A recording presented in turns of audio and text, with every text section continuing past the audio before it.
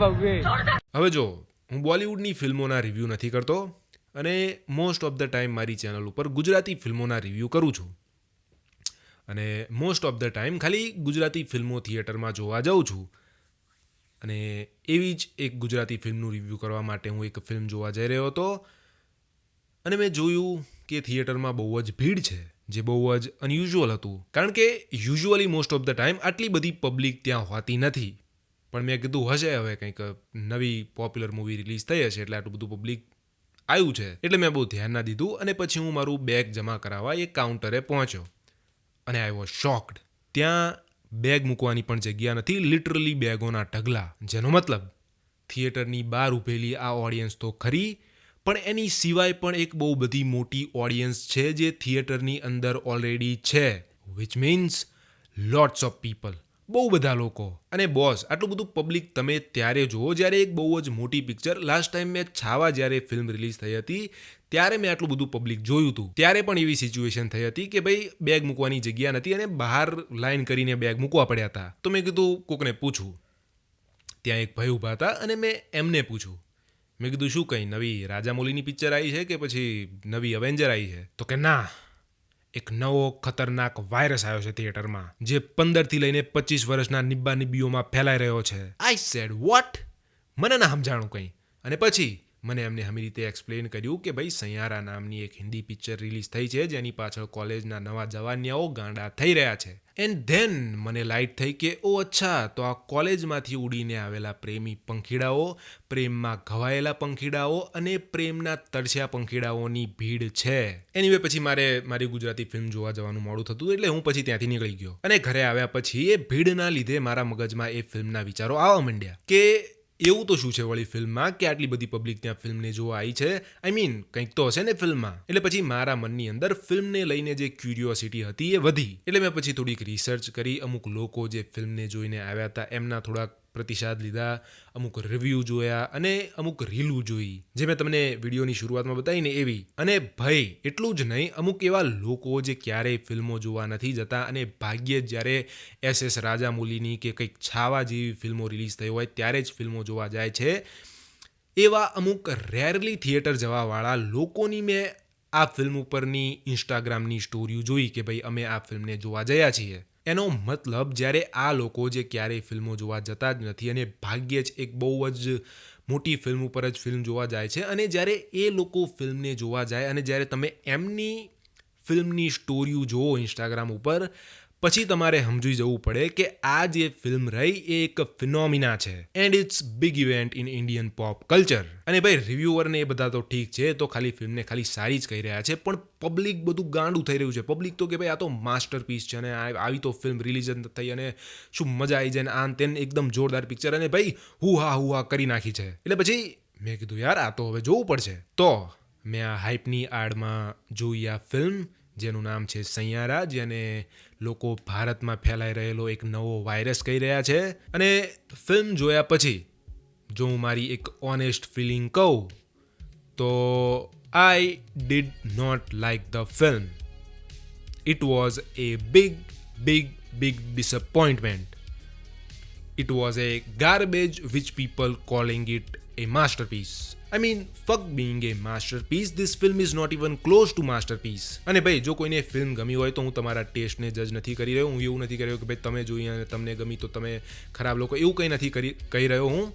પણ હું જસ્ટ મારી ઓનેસ્ટ ફિલિંગ કહી રહ્યો છું. એટલે જો તમને ફિલ્મ ગમી છે તો હું તમારા ટેસ્ટને કે તમારા શું કહેવાય એને જજ નથી કરી રહ્યો. પણ મારી માટે I am sorry, I just did not like the film. અને ભાઈ ફિલ્મ જોતા પહેલાં મેં ઘણા બધા હિન્દી રિવ્યુઅર્સના રિવ્યૂ જોયા હતા અને પબ્લિક પણ આટલું બધું ગાંડું થઈ રહ્યું હતું. તો મેં કીધું યાર સરસ ફિલ્મ છે, લોકો પણ જોરદાર કરી રહ્યા હતા. મેં કીધું સરસ ફિલ્મ છે, પણ ભાઈ ફિલ્મ બહુ જ ખરાબ નીકળી અને મને ખરેખર જરાય મજા ના આવી. અને ભાઈ એક દ્રષ્ટિએ તમે જોવા જાઓ તો ફિલ્મ એટલી બધી ખરાબ પણ નથી, પણ ભાઈ હાઇપ એટલી બધી કરી દેવામાં આવી છે કે ભાઈ તમે પછી એ હાઇપના ઉપર જઈને ફિલ્મ જોવા જશો તો તમે ડેફિનેટલી ડિસઅપોઇન્ટ થશો. અને જો કોઈ આ ફિલ્મ જોવા જવાનું વિચારી રહ્યું છે તો ભાઈ ચોક્કસ તમે ફિલ્મ જોવા જાઓ, પણ તમે આ ફિલ્મની હાઇપની આડમાં આ ફિલ્મ જોવા ના જતા.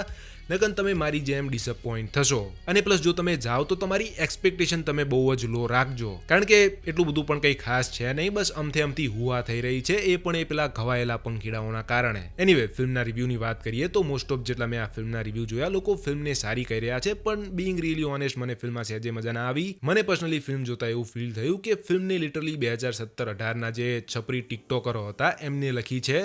એ સિવાય સ્ટોરીની વાત કરીએ તો આવી સ્ટોરી તમે નહીં તો 100 ફિલ્મોની અંદર બોલિવૂડમાં જોઈ હશે, જેને બસ નવા એક્ટરોથી અને નવા સારા ગીતોથી રીપોલિશ કરવામાં આવી છે. ફિલ્મની અંદર જે ફિમેલ લીડનું કેરેક્ટર છે એનું જે કેરેક્ટર ડેવલપમેન્ટ હતું એ મને ફિલ્મની અંદર ઘણું ગમ્યું. એને બહુ જ સરસ રીતે એના કેરેક્ટરને બહુ જ સરસ રીતે ડેવલપ કરવામાં આવ્યું છે, પણ જે મેલ લીડ કેરેક્ટર હતું એનું કેરેક્ટર ડેવલપમેન્ટ ખરેખર બહુ જ ખરાબ રીતે કરવામાં આવ્યું છે. ઇવન એની જે અમુક સ્ટોરીઓ છે, એની જે બેક સ્ટોરીઓ છે, એની જે પિતાને લઈને સ્ટોરી છે, આ તે બધું થોડુંક બહુ જ પ્રોપર રીતે ડેવલપ કરવામાં નથી આવ્યું. ફિલ્મ એના ફર્સ્ટ હાફમાં ખરેખર એક બહુ જ સરસ પેસિંગ પકડીને રાખે છે, પણ પછી જ્યારે ફિલ્મ સેકન્ડ હાફમાં આવે છે અને જ્યારે પેલું અલ્ઝાઇમર વાળું રિવીલ થાય છે, પછી ફિલ્મ બહુ જ ડામાડોલ થઈ જાય છે અને પછી ફિલ્મ એક બહુ જ સ્લો ફિલ્મ પણ મારી માટે બની ગઈ હતી. ફિલ્મનું જે મ્યુઝિક હતું એ સારું હતું, ઠીક હતું, પણ મને આ ફિલ્મને લઈને જે બહુ જ સારી એવી એક્સપેક્ટેશન હતી એ આ ફિલ્મના ગીતોને લઈને હતી. મેં કીધું મોહિત સૂરીની પિક્ચર છે, જેમણે આશિકી 2 બનાવી છે અને જેમણે ઘણી બધી ફિલ્મો બનાવી છે, જે ફિલ્મો તો મેં નથી જોઈ, પણ એ ફિલ્મોની અંદર બધા જે ગીતો હતા એ ગીતો મેં વર્ષ સુધી સાંભળ્યા છે. એટલે આ ફિલ્મના ગીતોને લઈને મને ઘણી એક્સપેક્ટેશન હતી કે ભાઈ આ ફિલ્મના ગીત તો જોરદાર હશે, પણ ખરેખર ફિલ્મના ગીત પણ એટલા બધા કંઈ ખાસ છે નહીં, બહુ જ એવરેજ પ્રકારના ગીતો છે. And moral of the story, it was very overrated film. અને ખબર નહીં કેમ આની લોકો વધારે પડતી હાઇપ કરી રહ્યા છે. ફિલ્મમાં ખરેખર એટલું બધું કંઈ ખાસ છે નહીં. અને ભાઈ અમુક રીલું મેં એવી જોઈ, અમુક લોકોને મેં એવું કહેતા સાંભળ્યા કે ભાઈ બોલિવૂડનો જ્યારે અત્યારે બહુ જ ખરાબ સમય ચાલી રહ્યો છે અને નકરી કોપીઓ અને રિમેકો બોલિવૂડ કરી રહ્યું છે, ત્યારે સૈયારા જેવી ઓરિજિનલ ફિલ્મ આવી અને એટલે આ ફિલ્મ આટલી બધી સક્સેસફુલ થઈ અને એટલે આ ફિલ્મ આટલી બધી ઉપડી ગઈ. તો brother, let me break your illusion. This film is not a original film.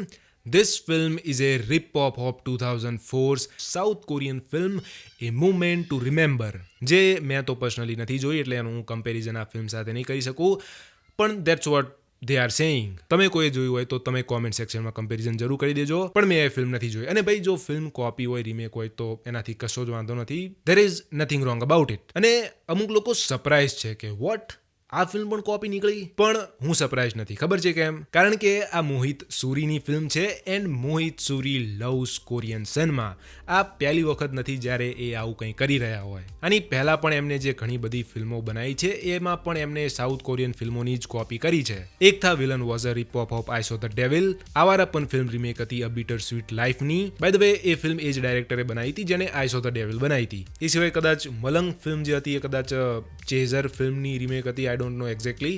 પણ ભાઈ ઘણી બધી ફિલ્મો છે જેમાં એમણે સાઉથ કોરિયન ફિલ્મથી ઇન્સ્પિરેશન કહો કે રિમેક કહો કે કોપી કહો કે એ બધું કર્યું છે, જેનાથી મને પર્સનલી કંઈ વાંધો નથી, પણ it's not an original film. અને મોહિત સૂરીનું એવું છે કે એક બહુ જ જોરદાર લવ સ્ટોરી તો લખે છે, પણ પછી જ્યારે એ લવ સ્ટોરીની અંદર એક ટ્રેજેડી એડ કરવાની હોય, જ્યારે લવ સ્ટોરીમાં ટ્રેજેડી નાખવાની હોય, એટલે પછી એ સીધા સાઉથ કોરિયા જતા રહે છે અને એ સાઉથ કોરિયન માસ્ટરપીસ ફિલ્મોના ટ્રેજિક પ્લોટ લઈ એમની લવ સ્ટોરીની અંદર નાખે છે અને એક કોરિયન ફિલ્મોના ટ્રેજેડીવાળા પાર્ટને લઈને એમની ફિલ્મોની અંદર નાખી ઓડિયન્સને સેડ, ઇમોશનલ અને સિમ્પથેટિક ફીલ કરાવે છે. એનીવે, જે હોય એ, પણ હું એક વસ્તુની અંદર મોહિત સૂરીના બહુ જ વખાણ કરવા માંગીશ.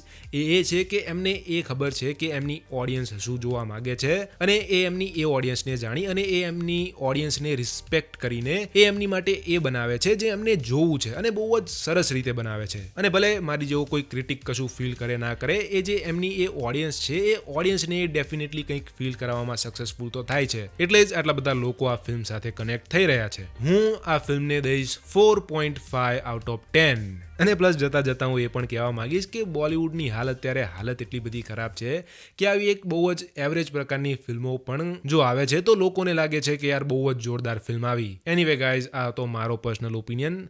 મને પર્સનલી ફિલ્મ નથી ગમી. તમે આ ફિલ્મ જોઈ હોય તો તમારા આ ફિલ્મને લઈને શું વિચાર છે કોમેન્ટ કરી જરૂર કહેજો. પ્લસ બોલિવૂડ ફિલ્મોના હું રિવ્યૂ નથી કરતો, તો બોલિવૂડના રિવ્યૂ જોવા માટે ચેનલને સબસ્ક્રાઇબ ના કરતા.